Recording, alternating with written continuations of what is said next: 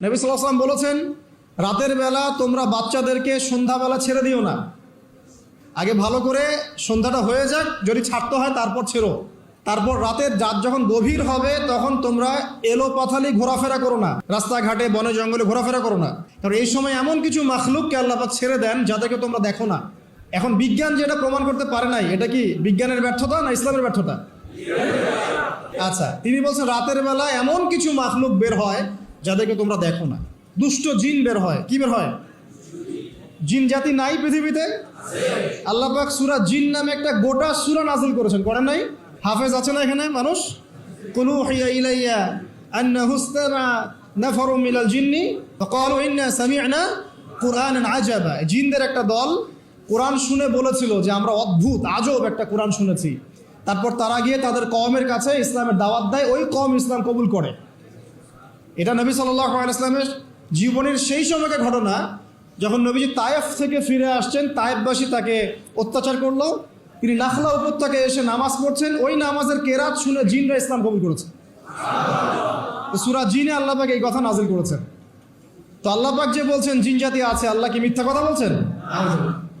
নাকি নাসা যখন বলে এলিয়েন আছে তখন ওইটা সত্য, আর আল্লাহ বলছেন জিন জাতি আছে এটা মিথ্যা? তা আমাদেরকে আবার নতুন করে মুসলমান হওয়া লাগবে এখন, না আমাদের কনসেপ্ট চেঞ্জ হয়ে গেছে? আবার দেখেন আল্লাহ পাক বলছেন সূরা জারিয়াতের 56 নম্বর আয়াতে, ওয়ামা খালাকতুল জিন্না ওয়াল ইনসা ইল্লা লিয়াবুদুন। আমি জিন আর মানুষকে শুধু আমার ইবাদত করার জন্যই সৃষ্টি করেছে। তাহলে দুটো জাতি পাওয়া গেল, জিন এবং মানুষ। তো যেটা বলছিলাম প্রিয় ভাইরা, রাতের বেলা এইসব প্রাণী বের হয়, নবী সাল্লাল্লাহু আলাইহি ওয়াসাল্লাম বলেছেন, অতএব আপনাদের বাচ্চা যারা আছে এদেরকে সন্ধ্যাবেলায় বাইরে ছেড়ে দিবেন না। এখন কিন্তু প্রচুর ঘটনা ঘটছে, প্রচুর জিন ঘটিত ঘটনা ঘটছে। রুকিয়া করাতে হচ্ছে, জাদুটোনা করা হচ্ছে, বানটোনা করা হচ্ছে না? আর অনেক সময় আমরা মনে করি, এখন সায়েন্সের যুগ তো, মানুষ মনে করে এগুলোর কোনো ভিত্তি নাই মনে হয়। কোরআন বলছে জাদু সত্য। কে বলছে? কোরআন বলছে জাদু সত্য। কোন সূরা? সূরা বাকারা আয়াত নাম্বার 101। সূরা বাকারা আয়াত নাম্বার 101, 102 পড়ে দেখেন, ওয়াত্তাবাউ মা তাতলু শায়াতিন আলা মুলকি সুলাইমান। এই আয়াতটা পড়েন, বিশাল একটা আয়াত আছে। ওয়ামা কাফারা সুলাইমান ওয়ালাকিন্না শায়াতিন কাফারু ইউআল্লিমুনা আন-নাস সিহর। এই সিহর দিয়ে কি হতো?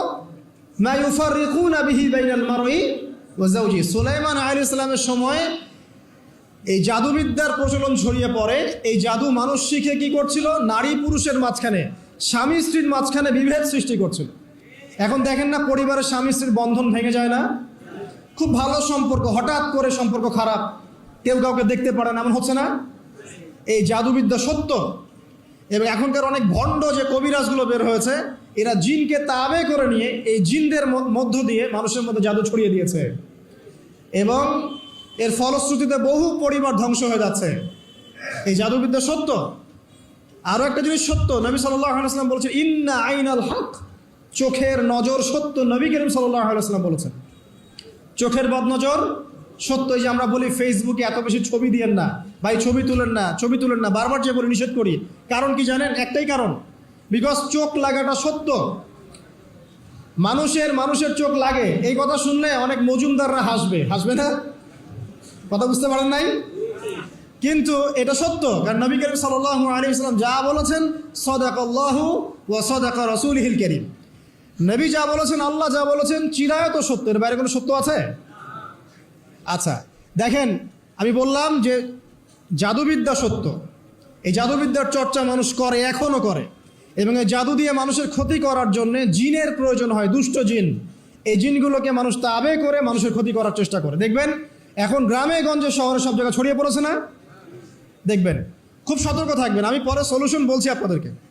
আরেকটা বলেছি, নবী সাল্লাল্লাহু আলাইহি ওয়াসাল্লাম বলেছেন চোখের বদনজর এমন সত্য যে একটা উটকে এই রান্নার ডেকচির মধ্যে ঢুকাই ফেলতে পারে। একটা উট খুব সুন্দর ভালো, আপনি দেখছেন মাশাআল্লাহ বলেন নাই, নজর লেগেছে, উটটা মারা গেছে জেনে দেন, তারপর তাকে জবাই করে খেয়ে ফেলতে হয়েছে। একজন সাহাবী গোসল করছিলেন, গোসল, এটা হাদিসে সহিহ। এই যে আলেম ওলামা যারা আছেন তারা জানেন যে এই হাদিসে সহিহ। একজন সাহাবী গোসল করছেন, তার গায়ের চামড়াটা খুব সুন্দর ছিল, একদম স্কিনটা অনেক সুন্দর থাকে না এমন কিছু মানুষ? আচ্ছা, এখন আরেকজন সাহাবী এই গোসল দেখছেন দূর থেকে, দেখে বলছেন যে কি চমৎকার তার শরীরের রংটা, যেন কুমারী নারীর মতো, অনেকটা এমন একটা কথা তিনি বলেছিলেন, সাথে সাথে এই সাহাবী অজ্ঞান হয়ে পড়ে গেছে। কোন সাহাবী? যিনি গোসল করছিলেন। এখন এটার আপনি কোনো ব্যাখ্যা দিতে পারবেন না তো, এখানে কোনো সায়েন্স দিয়ে বা মেডিকেল সায়েন্স দিয়ে আপনি কোনো ব্যাখ্যা করতে পারবেন না। একটা ব্যাখ্যা দিতে পারেন, কিন্তু কেন সেটা হলো সেটা আপনি অ্যান্সার খুঁজে পাবেন না। তো নবী সাল্লাল্লাহু আলাইহি ওয়াসাল্লামের কাছে নিয়ে যাওয়া হলো তাকে। তিনি বললেন যে এই ব্যক্তির ব্যাপারে কি কেউ ভালো মন্দ কিছু বলেছিল? তখন একজন সাহাবী বললেন, হ্যাঁ, অমুকে বলেছে এর স্কিনটা অনেক সুন্দর, ওকে ডেকে নিয়ে আসো। ওকে ডেকে আনা হলো। ডেকে আনার পর নবীজি তাকে অনেক শাসালেন, তোমরা তোমাদের ভাইদেরকে কি মেরে ফেলতে চাও? তখন এই সাহাবী তো অবাক, আমি আবার কখন মারতে চাইলাম ইয়া রাসূলুল্লাহ? আমি তো মারতে চাই নাই, আমি তো খালি বলেছি যে তার গায়ের রংটা অনেক সুন্দর। তখন তিনি বললেন, কেন তুমি সুবহানাল্লাহ বললে না, কেন তুমি মাশাআল্লাহ বললে না? যখন মাশাআল্লাহ বলবেন, সুবহানাল্লাহ বলবেন, নজরটা লাগবে না। আর যখন আপনি মাশাআল্লাহ বলবেন না, সুবহানাল্লাহ বলবেন না, দেখবেন নজর লেগে গেছে। আপনি বিশ্বাস করেন ব্যবসা খুব ভালো চলছে, মানুষ বললো যে বাহ তোর তো ব্যবসা হেভি, লালে লাল শাহজালাল, ঠিক আছে, দেখবেন আপনার কেনা বেচা বন্ধ হয়ে গেছে। এরকম হবে, আমার কথাটা বিশ্বাস করেন। এটা কিন্তু সায়েন্স প্রমাণ করতে পারবেন, আল্লাহ এবং তার রাসূল বলেছেন, তার উপরে কোনো সত্য নেই। আছে সূরা কাহাফ 29 নম্বর আয়াত পড়ে দেখেন, আল্লাহ পাক বলছেন, ওয়াকুলিল হাক্কু মির রাব্বিকুম, সত্য সেটাই যা তোমার রবের পক্ষ থেকে আসে। ফামান শাআ ফালইউমিন, যার ইচ্ছা হয় বিশ্বাস করুক, ওয়ামান শাআ ফালইয়াকফুর, যার ইচ্ছা হয় সে অস্বীকার করুক। এই কারণে আমরা বলি ফেসবুকে এত বেশি ছবি দেওয়া, এই আই ওয়াশ করা, এই যে শোডাউন করা, হ্যাঁ, ইসলামের কিছু কাজ করলেন একদম মানুষকে না দেখাইতে পারলে ঘুম হচ্ছে না, এগুলো বন্ধ করেন, এগুলো বন্ধ করে দেন আল্লাহর ওয়াস্তে। অফলাইনে কাজ করেন, নিজেকে গোপন করার চেষ্টা করেন। যত বেশি মানুষের কাছে নিজেকে এক্সপোজ করবেন, কাজের বরকত কমে যাবে, কাজের বরকত কমে যাবে, চোখ লাগবে, নজর লাগবে। এবং চোখ লাগা বদ নজরে বহু আলেম আস্তে আস্তে মাঠ থেকে মাইনাস হয়ে গেছে না? যায় নাই? এখন কি আলেমদের সংখ্যা বেশি না কম? যত দিন যাবে আলেমের সংখ্যা আরো কমে যাবে। নবীজি বলেছেন আলেমদের সংখ্যা কমতে থাকবে, মানুষ জাহেলদেরকে আলেম বানিয়ে নেবে। তো প্রিয় ভাইরা, জাদুবিদ্যা সত্য, চোখের বদনজর সত্য, রাতের এই অনিষ্টগুলো সত্য, রাতের বেলা অনেক ক্ষতি আছে।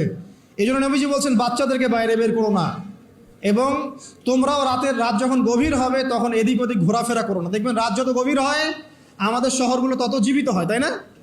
তাই না? রাত যত গভীর হচ্ছে শহর তত জীবিত হয়। চায়ের দোকানে আড্ডা বেশি, ওই সিনেমা দেখছে, টিভি দেখছে, ক্যারাম খেলছে, লুডো খেলছে। ঘুম নাই। ঘুম কখন?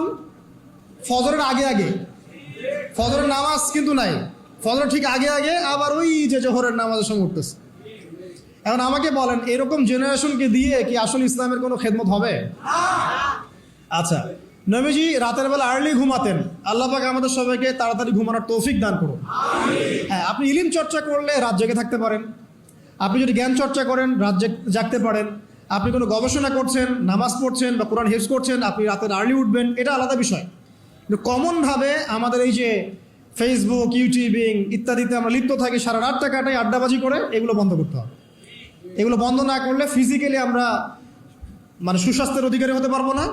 সারা দিনটা আমাদের একটা কি বলবো অলসতার ভাবে যাবে, এবং দিনের বেলা কাজগুলো ব্যাহত হবে। এতে করে আমাদের উম্মার এই পুরো বড় যে তরুণ প্রজন্ম আছে, এদেরকে আপনি সম্পদে পরিণত করতে পারবেন না।